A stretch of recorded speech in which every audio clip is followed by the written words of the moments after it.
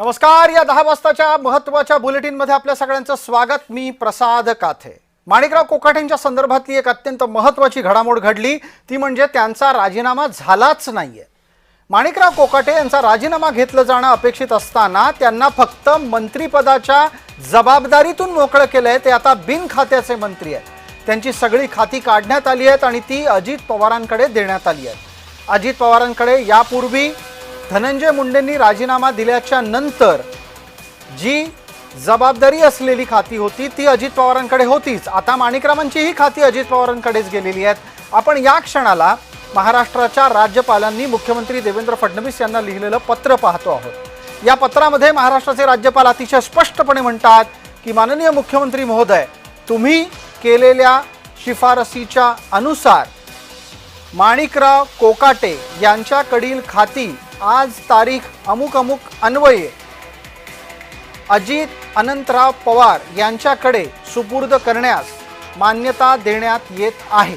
म्हणजे काय? माणिकरावांचा राजीनामा घेण्यात आलेला नाही ना. महाराष्ट्राच्या मुख्यमंत्र्यांना असं वाटतंय की माणिकरावांचा राजीनामा घ्यावा. अजित पवारांना तर ते वाटण्याची शक्यताच नाही. अजित पवारांच्याकडून अद्यापही माणिकराव कोकाटेंची पाठराखण सुरूच आहे आणि म्हणून माणिकराव कोकाटे बिनखात्याचे मंत्री बनून आरामात रुग्णालयात उपचार घेत आहेत. ज्या वेळेला माणिकराव कोकाटेंना उच्च न्यायालयातून दिलासा मिळेल त्यावेळेला माणिकराव कोकाटे पुन्हा मंत्रिमंडळामध्ये सगळ्या खात्यांची जबाबदारी सांभाळताना आपल्याला दिसतील. माणिकराव कोकाटे राज्याचे क्रीडा मंत्री आहेत आणि महाराष्ट्राच्या राजकारणाचा हा जो काही क्रीडा प्रकार सुरू आहे तो खरोखरच शोचनीय म्हणावा लागेल. पार्टी विथ डिफरन्स ज्यांना म्हटलं जातं, जे दावा करतात की आपला पक्ष वेगळा आहे, त्या भारतीय जनता पार्टीच्या नेतृत्वात सुरू असलेला हा कारभार हा निश्चितच चिंतेचाच प्रकार म्हणावा लागेल.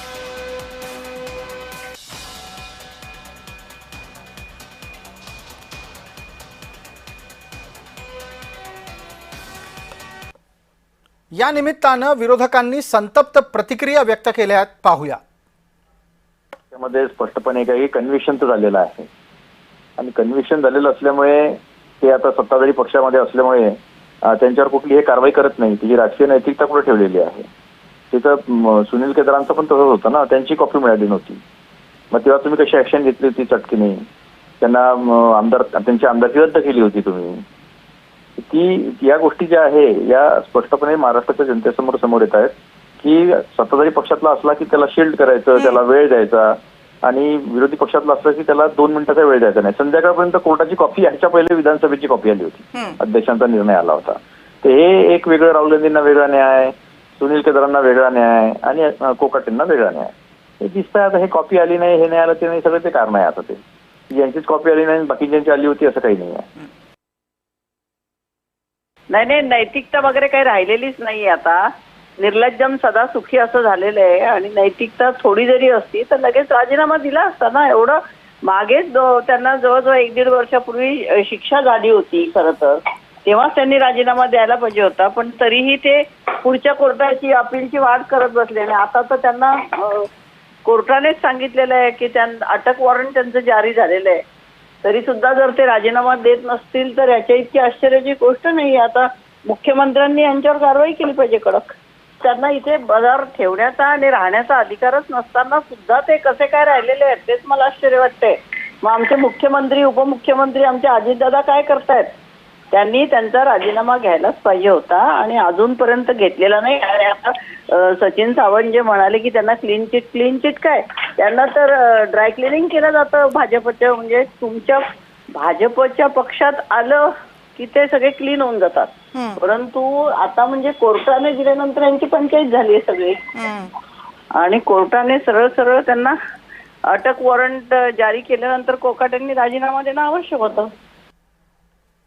दरम्यान माणिकरावांचा राजीनामा का घेत नाही असा प्रश्न विरोधक सातत्यानं विचारत असताना ज्या पक्षाचा चेहरा या सरकारला आहे त्या भारतीय जनता पार्टीच्या इच्छा असू शकते आणि त्याच्यामुळे आता खाती काढलेत म्हणजे बिनखात्याचे मंत्री ठेवलेत का की मंत्रिपदाचा राजीनामा घेतला हे अजून कल्पना नाही. आत्ताच्या घडीला आपण महाराष्ट्राचे राज्यपाल आचार्य देवव्रत यांनी मुख्यमंत्री देवेंद्र फडणवीस यांना लिहिलेलं पत्र पाहतोय। या पत्रातूनच सिद्ध होतंय की माणिकराव कोकाटे अद्यापही मंत्री आहेत, ते बिनखात्याचे मंत्री झाले आहेत। एवढाच काय तो बदल आहे, माणिकरावांचा राजीनामा घेतला गेलेला नाही हे सुद्धा आचार्य देवव्रत यांच्या पत्रामुळेच दिसतं आहे।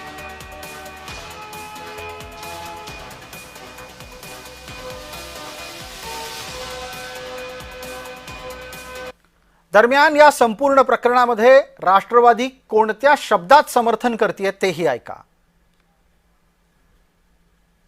दादा या बाबतीत निर्णय घेण्यामध्ये सक्षम आहे, त्या बाबतीत बाकीच्यांना कुणाला मला वाटतं बोलण्याचा काही अधिकार नाहीयेत। परंतु मला वाटतं अशा पद्धतीची कुठली चर्चा झाली नसावी, कारण हे न्यायालयीन विषय आहे आणि न्यायालयाचा सन्मान करणं आमचं काम आहे। आणि आमच्या इकडनं हायकोर्टामध्ये दाद मागितली गेलेली आहे, त्याच्यावर हायकोर्ट जे काही निर्णय देईल तो आमच्यासाठी अंतिम असेल। तो निर्णय येईपर्यंत आम्ही शांत आहोत आणि आम्हाला विश्वास आहे की तो लवकरच निर्णय येईल। तर वरती राजकारण करून जमत नसतं, असं झालं तर तसं झालं तर त्या राजकारणामध्ये तरला खूप महत्व नसतं। आम्ही व्यावहारिक राजकारण करणारी लोक आहोत आणि संविधानाला मानणारे, न्याय व्यवस्थेवर विश्वास ठेवून काम करणारी लोक आहोत। त्यामुळं अशा तरच्या याच्यावर बोलण्याऐवजी मला वाटतं की थोडंसं थांबाल तर आपल्याला सगळं भेटून जाईल। दादा या बाबतीत निर्णय बाकीच्यांना कुणाला मला वाटतं बोलण्याचा काही अधिकार नाहीयेत। परंतु मला वाटतं अशा पद्धतीची कुठली चर्चा झाली नसावी, कारण हे न्यायालयीन विषय आहे आणि न्यायालयाचा सन्मान करणं आमचं काम आहे। आणि आमच्या इकडनं हायकोर्टामध्ये दाद मागितली गेलेली आहे, त्याच्यावर हायकोर्ट जे काही निर्णय देईल तो आमच्यासाठी अंतिम असेल। तो निर्णय येईपर्यंत आम्ही शांत आहोत आणि आम्हाला विश्वास आहे की तो लवकरच निर्णय येईल। तर वरती राजकारण करून जमत नसतं, असं झालं तर तसं झालं तर त्या राजकारणामध्ये तरला खूप महत्व नसतं। आम्ही व्यावहारिक राजकारण करणारी लोक आहोत आणि संविधानाला मानणारे, न्याय व्यवस्थेवर विश्वास ठेवून काम करणारी लोक आहोत। त्यामुळं अशा तरच्या याच्यावर बोलण्याऐवजी मला वाटतं की थोडंसं थांबाल तर आपल्याला सगळं भेटून जाईल। माणिकराव कोकाटेंच्या संदर्भातली राज्यपालांच्याकडून देण्यात आलेली ही सूचना आपण डोळ्यासमोर पाहतोय। आता यानंतर पुढच्या एका अत्यंत महत्त्वाच्या घटनात्मक बाबीच्याकडे आपण वळणार आहोत।